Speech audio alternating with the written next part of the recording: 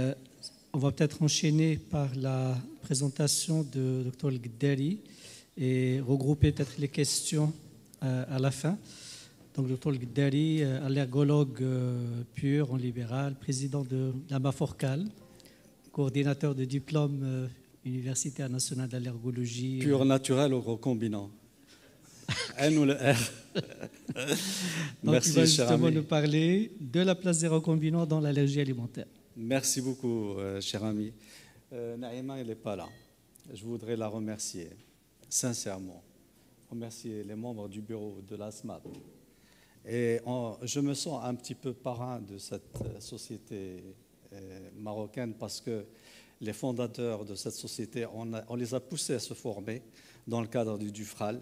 Et je suis vraiment ravi de me retrouver parmi vous. Et Bismillah, Masraha wa Majraha, et bon vent pour l'ASMAP, Inch'Allah, que du succès. Donc voilà, c'est un sujet donc, auquel je m'intéresse beaucoup. Je m'intéresse aussi à l'allergie en général.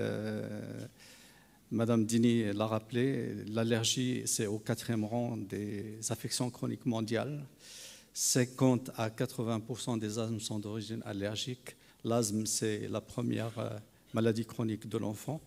Les allergies alimentaires chez les enfants ont augmenté de 50% entre 1997 et 2011. Au Maroc, on compte à peu près 12 millions d'allergiques, soit à peu près 30% de la population. Et ça va grimper encore puisqu'on estime qu'en 2050, la moitié de la population sera allergique. Qui va les soigner? On n'a pas encore de visibilité pour notre pays, malheureusement. Alors les facteurs, donc je ne vais pas m'attarder, il y a des facteurs génétiques, il y a des facteurs environnementaux. Dominique en a parlé, les habitudes alimentaires, vitamine D controversée, et surtout j'insiste sur la sensibilisation par voie transcutanée et la diversification alimentaire. Alors, quelles sont les allergies les plus importantes? Alors, les allergies alimentaires, elles seraient prédominantes chez l'enfant, mais par contre, c'est l'allergie respiratoire qui intéresse plus l'adulte. L'allergie alimentaire est estimée en prévalence entre 5 et 10%. Ça veut dire que pour un pays comme le Maroc, il y a 600 000 à 1 200 000 personnes qui souffrent d'allergie alimentaire, dont 10% sont graves et qui poussent à l'anaphylaxie et qui peuvent être mortelles. Et puis le reste, les 5%, c'est les venins et les médicaments constituent à peu près 10%. Voilà les chiffres, j'ai vu, Dominique, ça a changé, vous êtes à 6% maintenant, plus de garçons que de filles. La marche atopique, Dominique en a parlé, donc la dermatite atopique, l'allergie alimentaire, l'asthme, puis la rhinite, je ne m'attarderai pas. Les aliments en cause, le lait, l'œuf, l'arachide, le poisson et le blé. Ça, c'est vraiment fondamental si vous voulez comprendre ce qu'il faut faire et comme démarche diagnostique et prise en charge dans l'allergie alimentaire. Il faut savoir distinguer ce qui est IgE dépendant de ce qui est non IgE et ce qui est toxique, déficit enzymatique, pharmacologique, tout ce qui est hypersensibilité non allergique. Et ce qui nous intéresse aujourd'hui, c'est l'allergie IgE dépendante et c'est à cela que je vais m'attacher. Et l'IgE dépendant, l'hypersensibilité immédiate, elle a ses règles, elle a ses tableaux. Elle est immédiate parce qu'elle survient dans les moins de 2 heures et puis elle s'accompagne de symptômes gastro-intestinaux, cutanéo-muqueux, ORL, ophtalmo, respiratoire, syndrome Pout-Foulin syndrome et puis anaphylaxie parfois. L'anamnèse, elle est fondamentale. Madame Dini vient de vous en parler. Alors, l'interrogatoire et test de dépistage pour le médecin non allergologue, mais pour l'allergologue, on va aller un peu plus loin parce qu'on va faire des tests cutanés et on va demander la biologie quand les tests cutanés ne sont pas suffisants. Alors oui, l'interrogatoire, il est extrêmement important. Il va donc s'attacher à décrire les symptômes, l'environnement du patient, la chronologie des faits, le délai d'apparition des symptômes, les facteurs concomitants et les cofacteurs. Et vous savez que les cofacteurs pour les jeunes enfants, les adolescents maintenant, ils boivent de plus en plus d'alcool à un très jeune âge. Et puis, il y a des notions qui sont fondamentales. Un aliment reconsommé n'est pas incriminé. Donc, il faut le savoir. Alors, Naïma m'a demandé donc de traiter le diagnostic moléculaire. Le diagnostic moléculaire, la place des recombinants, mais par rapport à quoi la place des recombinants? Eh bien, je vais vous parler un petit peu rapidement de la place des recombinants par rapport aux IgE totales, les IgE spécifiques, les tests multi-allergéniques, mais on ne va pas parler des tests cellulaires ni des médiateurs de l'inflammation, donc qui sont l'histamine, la tryptase et les eosinophiles cationic facteurs. Alors, la clinique reste reine. Il n'y a pas de test cutané ou de test biologique sans assise clinique. La clinique est vraiment primordiale. Les tests cutanés viennent par la suite, puis les dosages biologiques. Parfois, on est obligé de passer par le test de provocation orale. Et puis les recombinants, ils vont affiner le diagnostic. Vous allez voir qu'ils nous ont apporté énormément. Mais les tests cutanés, Madame Dini vient vous en parler. Alors, vous savez qu'on peut faire des moléculaires avec les tests cutanés. Si vous faites un lait caillé, vous prenez la partie solide du lait. Ça, c'est de la caséine. Vous testez donc la partie solide. Et quand c'est positif, donc vous êtes dans la caséine. La partie liquide du lait transparente, ce sont les alpha et les bêta-lactoglobulines. Pour les fruits et légumes, il n'y a pas de graines de stockage, il n'y a pas de protéines de stockage. Quand vous avez une réaction systémique, c'est plutôt une PR10 ou une LTP. Donc, quelqu'un qui fait une réaction grave à la pêche, vous testez la peau de pêche, vous êtes dans un moléculaire LTP. Pareil, quand vous faites la tomate, par exemple, la tomate, elle peut donner des petites réactions liées, urticariennes liées à la prophyline, mais elle peut donner aussi des réactions sévères à la LTP. Quand c'est une réaction sévère, vous testez la peau de tomate, vous êtes dans les LTP. Donc les moléculaires, on peut les faire aussi en test cutané. Bon, les règles, donc vous les connaissez.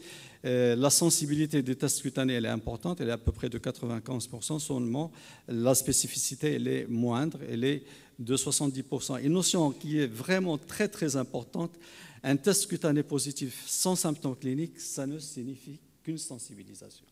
Ce n'est pas une allergie. Et ça, c'est vraiment fondamental et très important.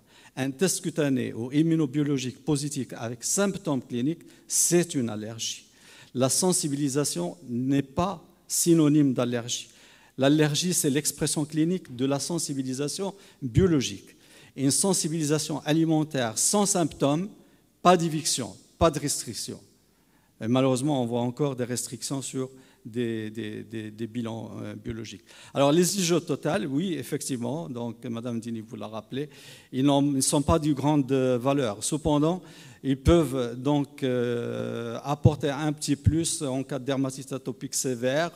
Et puis le calcul rapport IgE spécifique sur IgE total, en cas d'allergie alimentaire ou respiratoire, il peut avoir son importance. Seulement ces IgE total, on va les retrouver dans plusieurs cadres, dans les polysensibilisations, dans les dermatites atopiques, l'urticaire chronique, les aspergilloses, bronchopulmonaires, dans certains parasitoses et viroses, dans les déficits immunitaires de l'adulte et de l'enfant, et dans les traitements par anti-IgE. Alors, 3 points à retenir concernant les IgE. C'est un dosage qui est peu spécifique de l'atopie, à ne pas demander en première intention. Élévation du taux en dehors de l'atopie dans ce qu'on vient de dire, et c'est un critère majeur d'ABPA. Alors, les tests multi-allergéniques sont non discriminants. Alors, il y a le Fadiatope qui est qualitatif, il vous dit que c'est positif ou c'est négatif. Le CLA30, il est semi-quantitatif, on peut le classer de 0 à 6, mais seulement, il ne représente pas, il n'y a pas tous les allergènes. Alors, ces tests multi-allergéniques, ils sont nombreux. Il y a le Fadiatope pour le respiratoire, il y a le Trophatope enfant et il y a le Trophatope adulte. Alors, concernant le nourrisson, il a un immunocap Fadiatope qui est spécifique au nourrisson. Il permet d'identifier plus de 9 nourrissons sur 10 qui sont allergiques, sont positifs, sensibilisés, d'origine alimentaire ou respiratoire, mais il ne vous dit pas à quoi c'est.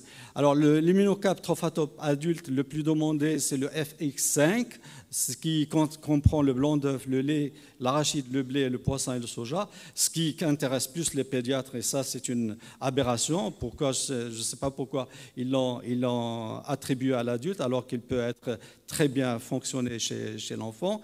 Alors, ce Trophatope, donc oui, il est le plus intéressant, il est le plus prescrit, mais par contre, pour vous, pédiatres, si vous voulez avoir un ensemble, vous devez faire le 26-27, qui, lui, sera plus représenté. Mais là, encore une fois, ça ne va pas vous avancer énormément. Ça vous dira que votre enfant, votre malade, il est sensibilisé à un des aliments contenus dans ce test multi-allergénique. Donc, ces tests, ils ont des limites. On peut avoir des faux négatifs car tous les allergènes alimentaires ne sont pas représentés, notamment chez des patients authentiquement allergiques. On peut avoir aussi des faux positifs chez des patients sensibilisés mais non allergiques. C'est les fameuses sensibilisations croisées pollen-aliments. L'apport des composants moléculaires, c'est là où intervient l'allergologie moléculaire. Alors, pour résumer, ces tests multiallergéniques de dépistage, donc, ce sont des mélanges d'allergènes. Ils vont détecter tout au plus un terrain atopique. Ils sont non discriminatifs, les résultats sont semi-quantitatifs et ils ont une mauvaise valeur diagnostique. Donc, vous avez compris, je les détruis complètement et il faut mieux aller pour un spécialiste et il faut mieux aller vers les IgE spécifiques. Alors, les IgE totales ne sont pas un test de dépistage de l'allergie. Les IgG Engelmann, vous en a parlé hier, donc ne sont pas des marqueurs d'allergie, mais plutôt des marqueurs de tolérance. Donc, ils ne sont pas recommandés. Alors, pour les allergies non IgE médiées, il faut préférer un régime d'éviction, réintroduction et test de provocation. Alors, les IgE spécifiques, là, on rentre plus dans le vif des sujets. Il y a des tests de dépistage, donc dosage qualitatif, mais ce qui va nous intéresser le plus, ce sont les tests d'identification d'un allergène unitaire, un unicap. Et ces tests IgE spécifiques ont une sensibilité de 75% et une spécificité qui est plus élevée que les tests cutanés. Alors, en quoi ça consiste? Et la même chose va s'appliquer sur le recombinant. Donc, sur un support, on va déposer l'allergène et on va ajouter le sérum du malade. L'anticorps IgE du malade va se fixer à l'allergène et on va révéler l'anticorps du sérum du malade par un anticorps anti-IgE qui, lui, sera marqué soit de manière radiologique ou enzymatique. Radiologique, c'est le fameux RAST, Radio Allergo Surveillance Test, ou enzymatique, c'est les tests ELISA. Et donc, le dosage sera fait selon une courbe étalonnée donc, qui va nous donner les taux. Alors, IgE spécifique, il n'y a pas de risque pour le patient, il est insensible à la prise de médicaments, c'est ce qui fait son intérêt. Il est réalisable chez les patients qui ont une dermatose ou des crises d'urticaire, donc une peau qui ne peut pas être testée. L'inconvénient, c'est qu'il ne donne pas de renseignements sur les IgE qui sont fixés sur les mastocytes et les basophiles, et parfois on a des surprises. Les tests cutanés, ils peuvent être meilleurs en sensibilité. Et la sensibilité et la spécificité sont variables selon les allergènes et la méthode. Alors, les IgE spécifiques, ils ne sont à demander qu'après les tests cutanés. Ils ne sont pas nécessaires si la clinique et les tests cutanés sont concordants. Ils sont à discuter pour la mise en route de certaines désensibilisations. Alors, maintenant, quand demander les IgE spécifiques unitaires, quand les tests cutanés sont impossibles à réaliser, notamment dans les dermatites atopiques sévères, quand il y a un traitement antihistaminique, on ne peut pas tester, et quand l'allergène n'est pas disponible. Ou quand il y a discordance entre la clinique et les tests cutanés, en cas de polysensibilisation, avant une désensibilisation et avant des mesures d'éviction, parce qu'on va suivre la cinétique des IgE. Alors maintenant, les recombinants, qu'est-ce que c'est? Ils permettent d'affiner le diagnostic d'allergie avec ciblage, d'identifier les familles moléculaires, de dépister les réactions croisées sur des bases moléculaires et aider à l'interprétation des polysensibilisations et le bon suivi et de proposer l'INTA en cas de polysensibilisation. Les allergènes recombinants, leur dosage est fiable et ils ne coûtent pas plus cher que les IgE spécifiques. C'est pratiquement les mêmes prix. Alors, on peut les doser en unitaire ou en multiplex. Alors, c'est quoi un allergène? Un allergène, c'est une protéine pour la plupart des cas. Et le dosage des IgE spécifiques va se faire envers soit l'aliment en globalité, la source allergénique, soit vers ses composants. Et vous allez voir qu'un aliment, c'est la source et les composants. Par exemple, pour le lait de vache, il est composé de caséine, d'alpha-lactaglobuline, de bêta-lactoglobuline. Pour l'œuf, il est composé de l'ovomécoïde, de l'ovalbumine, de la conalbumine, des lysozymes, de l'arachide. Il y a au moins 9 allergènes pertinents dans l'arachide. Alors, c'est quoi les allergènes recombinants? Les allergènes recombinants, ils proviennent d'une source hétérogène. C'est un mélange. Alors, je ne sais pas si vous voyez les composants allergéniques. Ce sont des composants individuels, ce sont des protéines ou des glycoprotéines pour les sources naturelles. Un composant, c'est une protéine. Il peut être naturel, natif ou recombinant. La nomenclature officielle, le naturel, il est précédé d'un N et le recombinant, il est précédé d'un R. Alors, par exemple, ARA, H1. ARA, c'est pour les 3 premières lettres du genre. H, c'est pour la première lettre de l'espèce. Alors, ARA, c'est Arachis. Et H, c'est Hypogea. Et 1, c'est l'ordre de découverte. Voilà les recombinants. Comment on va les appeler? Alors, les recombinants, ils ne sont pas d'égale valeur. Il y en a des majeurs, il y en a des mineurs, et il y en a des croisants, des panallergènes. Les majeurs, ils sont spécifiques d'allergie. Les mineurs, ils sont spécifiques de sensibilisation et d'allergie croisée.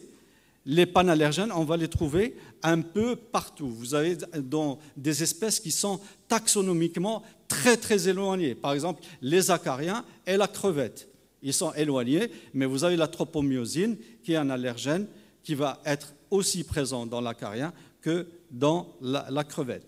Alors, les familles moléculaires, elles sont obtenues par comparaison de séquences d'acides aminés qui vont se répéter. Et c'est ça qui va faire une famille moléculaire. Elle va avoir des séquences d'acides aminés qui vont se répéter. Alors, par exemple, pour ce qui vous intéresse, les caséines, il y a à peu près 19 allergènes dans la famille donc, des caséines. Alors, Dominique vous en a parlé. Effectivement, l'apport des allergènes moléculaires, c'est ça essentiellement. On ne savait pas donc différencier entre un allergène qui est pas banal, mais qui n'est pas dangereux, et un allergène qui peut être dangereux.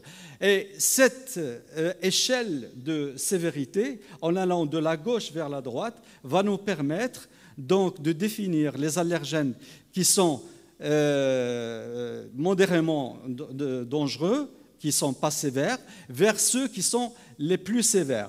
Alors, vous avez les CCD, les carbohydrates, donc, qui ne sont pas sévères, suivis par les profilines, les PR10, les LTP, puis les protéines de stockage. Et cette différenciation se fait grâce aux propriétés physico-chimiques des protéines allergéniques.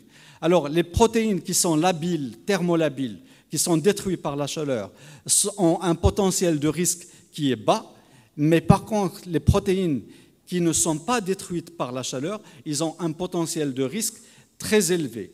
Et pour ce qui vous concerne dans l'allergie alimentaire, la caséine est un potentiel de risque très élevé. L'ovomucoïde de l'œuf, donc le blanc d'œuf, est un potentiel de risque élevé. Les parvalbumines des poissons, les tropomyosines des crustacés, mollusques et fruits de mer, et l'oméga-5 gliadine pour le blé. Voilà. Alors, on va voir un petit peu en détail quels sont ces allergènes recombinants et qui vont vous intéresser dans la prise en charge de vos malades allergiques. Par exemple, dans l'APLV, les enfants qui sont allergiques à la caséine, c'est un allergène majeur résistant à la chaleur et c'est un marqueur de persistance et de sévérité.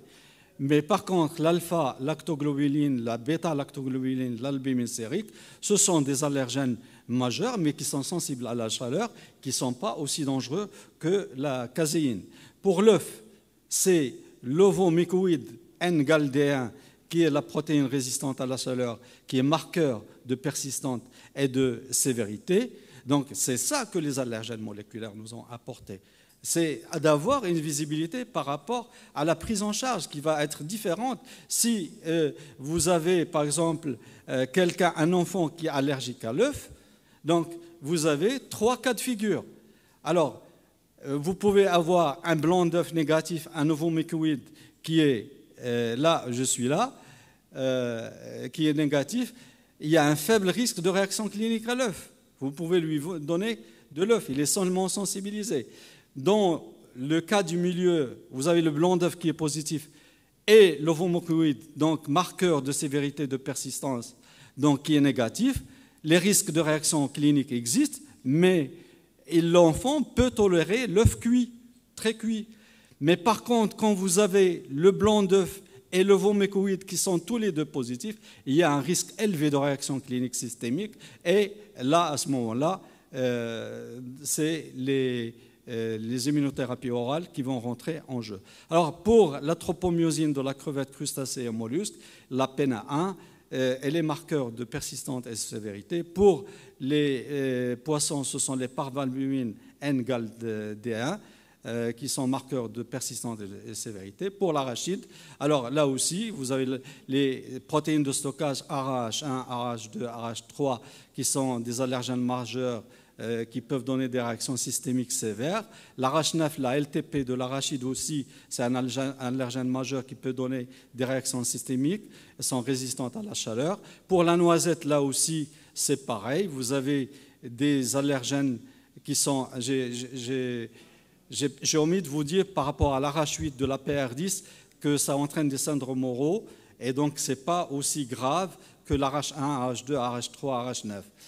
Pareil pour le CORA1 de la noisette, la PR10 de la noisette.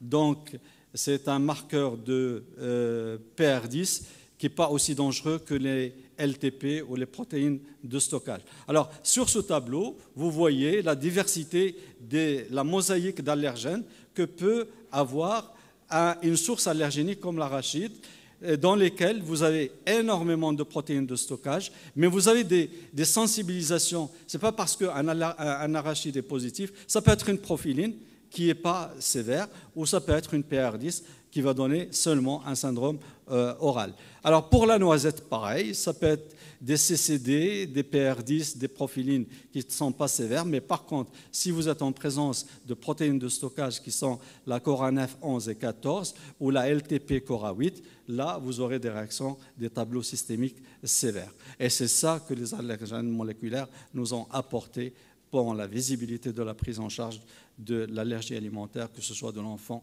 ou de l'adulte. Alors la cuisson, la thermolabilité donc, de l'allergène, oui, le lait, et là, nos amis pédiatres, ils ont l'expertise par rapport aux immunothérapies orales, parce qu'ils le font.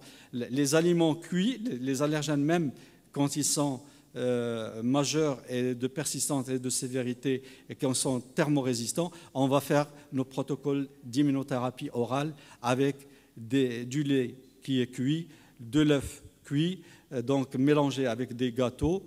L'allergénicité de l'arachide grillé est supérieure à celle qui est bouillie, donc la thermolabilité et ses propriétés physico-chimiques par rapport à la température sont extrêmement importantes, de même que le parmesan, donc, qui est toléré chez 50% des enfants allergiques au lait de vache.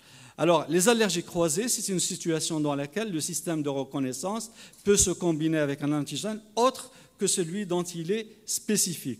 Soit qu'il a des épitopes qui sont proches, soit qu'il a une conformation tridimensionnelle.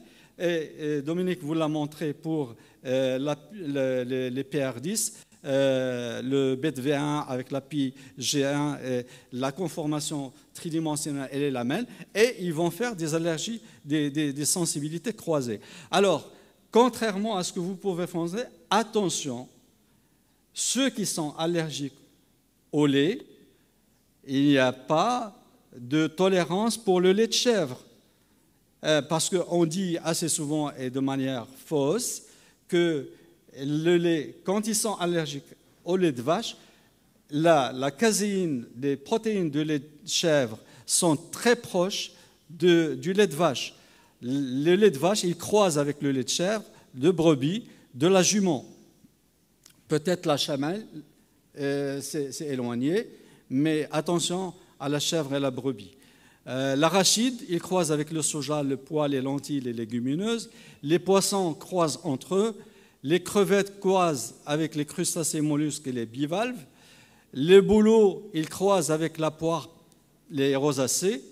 l'armoise avec le céleri, carottes, épices, l'ambroisie avec le melon, le latex avec les fruits exotiques, les acariens avec les crevettes, escargots, l'oiseau, le syndrome œuf-oiseau, donc vous connaissez, et le ficus avec la figue. Alors, l'évolution des allergies IgE-médiées, tolérance pour nombre d'allergies, donc Dominique l'a rappelé, les fruits à coque, attention, ça met du temps à guérir et on peut envisager des TPO quand les valeurs moléculaires sont inférieures à 5. Et là, c'est l'intérêt de suivi de la sénétique quand vous avez 5 fois la sénétique qui baisse, donc ça vous autorise à envisager des protocoles d'immunothérapie orale. Alors le lait de vache pour les formes digestives, ça guérit généralement dans les 3 ans, à 85% des cas. La PLV vers 6 ans, attention, la caséine c'est péjoratif, 15% gardent une allergie. Et le suivi de la sénétique est important. Pour l'œuf, la guérison c'est entre 5 et 10 ans. Et le suivi. Donc le traitement, c'est l'éviction alimentaire. Il faut lire l'étiquette, éviter les buffets, savoir reconnaître les symptômes précoces, plan de traitement, trousse d'urgence. Alors les allergènes moléculaires sont commercialisés, j'ai bientôt fini. Depuis 2007-2008, ils sont uniquement en test biologique. Ils ont énormément changé la pratique allergologique dans la mesure où on peut distinguer sensibilisation et allergie, évaluer le pronostic et le risque clinique, étayer un diagnostic différentiel, choisir une immunothérapie orale et suivre l'évolution d'une allergie par rapport à la sensibilisation. Alors, les progrès sont énormes. Ils facilitent la démarche diagnostique qui s'appuie désormais sur la définition de profils individuels de sensibilisation en allergènes bien caractérisés sur le plan moléculaire. Ils permettent un diagnostic précis, une médecine personnalisée, Engelmann vous l'a dit hier. Ils permettent pour certaines allergies de préciser la gravité et le pronostic. Et le développement de multitests multiallergéniques d'Isaac Alex. Donc, c'est extrêmement bien, mais attention, il faut savoir les demander, il faut savoir les interpréter, car trop d'informations peut nuire à l'information. Et on va avoir, avec l'intelligence artificielle qui est en train de se développer, une aide informatique indispensable pour analyser l'ensemble des résultats. Le diagnostic de l'allergie devient complexe, la clinique reste toujours et encore indispensable. Je le répète, quand vous demandez un test biologique, quand vous faites un test cutané, vous devez avoir une prédiction par rapport à ce qui va arriver. Donc, si vous êtes un bon clinicien, donc, vous aurez la concordance. Si ça ne marche pas, donc vous êtes dans la discordance et là, ça peut nuire à la prise en charge, à la démarche que vous allez avoir. Maintenant, je voudrais, juste un joke, vous poser un quiz à la lumière, surtout les jeunes, les adultes peuvent répondre aussi de ce que vous avez pris ces 2 jours. Pensez-vous que l'allergologie doit se hisser au rang d'une spécialité? Oui. Alors levez oui. Super, merci. Merci. Merci, c'est à quoi on Merci aspire. Younes. Merci Younes pour cette conférence. Alors nous avons peut-être le temps pour 3 questions maximum pour les 2 dernières conférences, celle de professeur Dini et celle de Dr Gderi. Alors la parole est à la salle. Oui, cette fois-ci. Micro.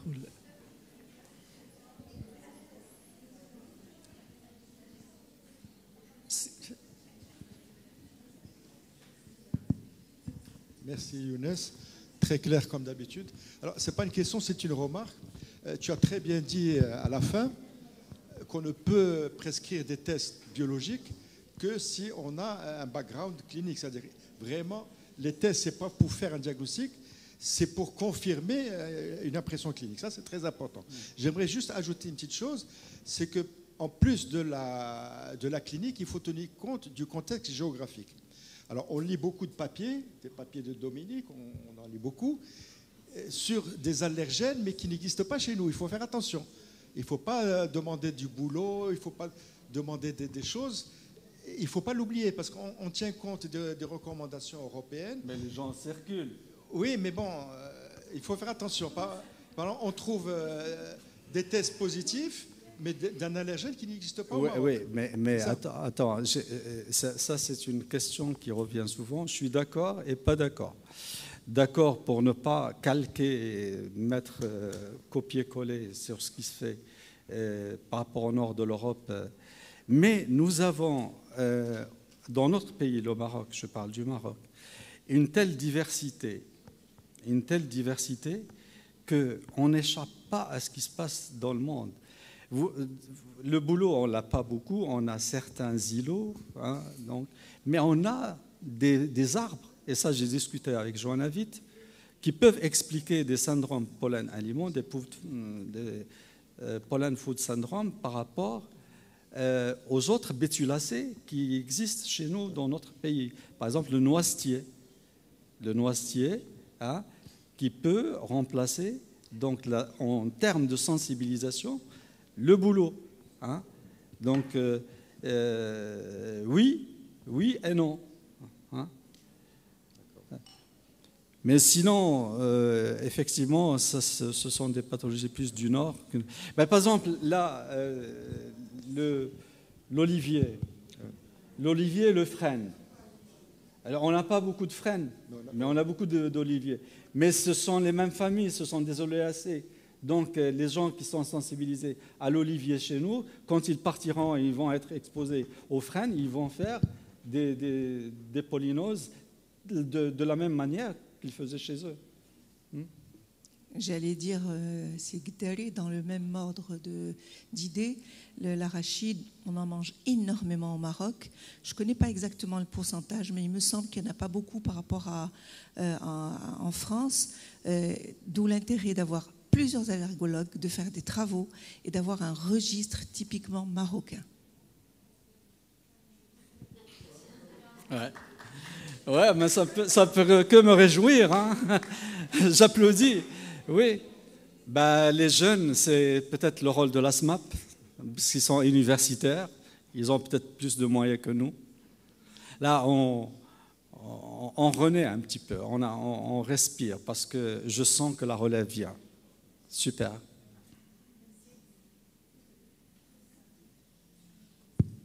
Bon, oui, peut-être une dernière.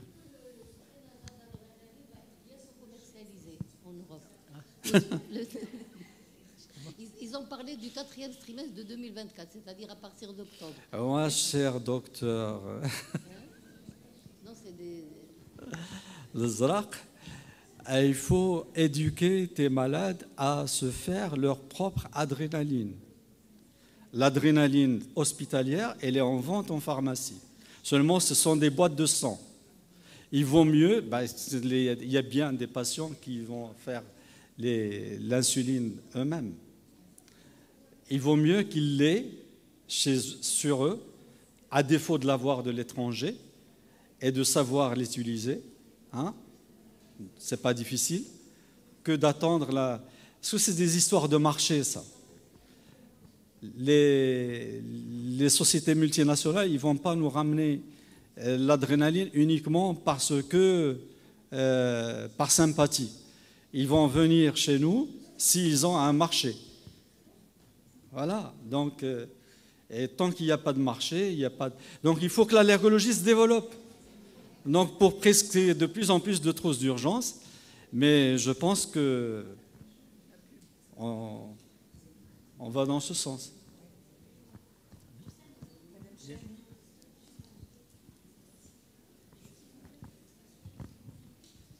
Juste une petite remarque. Merci beaucoup pour ta présentation, vraiment. Mais juste pour dire que moi qui suis dans la pneumo-allergo depuis longtemps, j'ai mis très très longtemps à comprendre les allergènes recombinants. Merci beaucoup de nous avoir rafraîchi la mémoire. Je voudrais savoir si les jeunes d'ici ont tout à fait tout bien compris.